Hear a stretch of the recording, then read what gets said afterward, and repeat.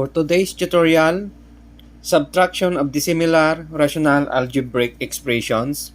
Example number 1, 3 over x squared minus x minus 2 minus 2 over x squared minus 5x plus 6. So first, kukunin muna natin yung mga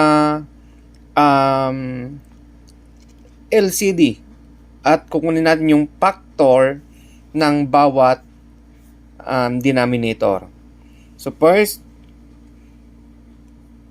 kopyahin muna natin yung numerator. Then, ipapactor natin ang mga denominator para mas madali nating makuha ang LCD. Okay?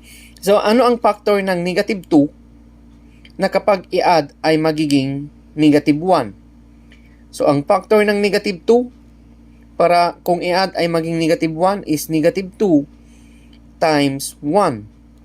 So, negative 2 times 1 is negative 2. Negative 2 plus 1 is negative 1. So, yan yung kanyang magiging factor.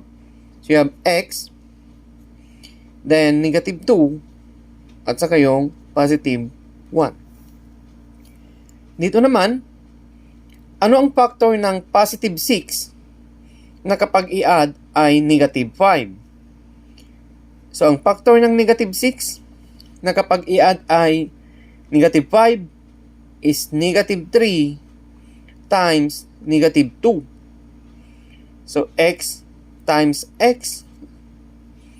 Then, kunin natin yung negative 3 at saka yung negative 2. Ngayon, magkukuha na natin ang LCD. So, dahil pareho silang may x minus 2, kukunin lang natin yung isang x minus 2.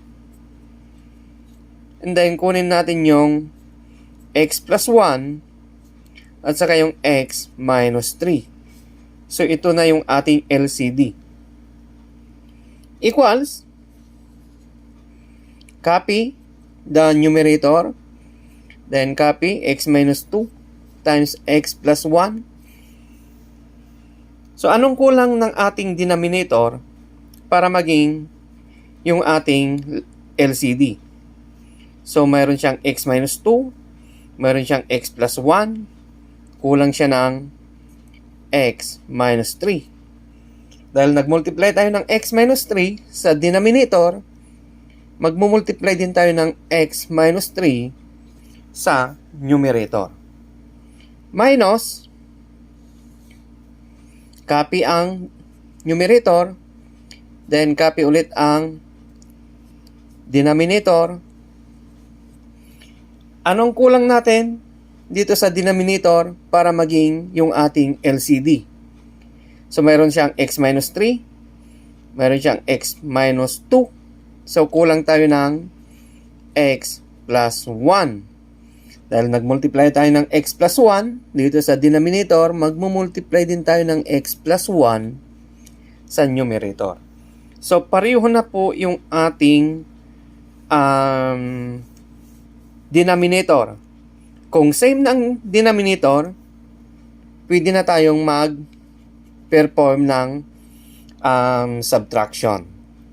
Pero bago tayo mag-perform ng subtraction, i-distribute muna natin ang 3 sa loob ng parentheses.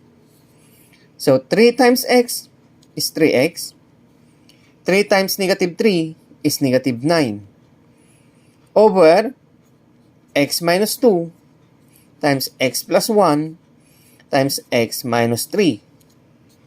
Minus 2 times x is 2x. 2 times 1 is 2. And copy the numerator, denominator. Dahil similar na ang ating rational algebraic expression, ibig sabihin, pareho na yung ating denominator, pwede na tayong mag-perform ng subtraction. Okay? Minus, copy, 3x minus 9. At dahil ito ay subtraction, maglalagay tayo ng close and open parenthesis sa numerator. and copy the denominator. X minus 2 times x plus 1 times x minus 3 equals, copy, 3x minus 9. Negative times positive 2x is negative 2x.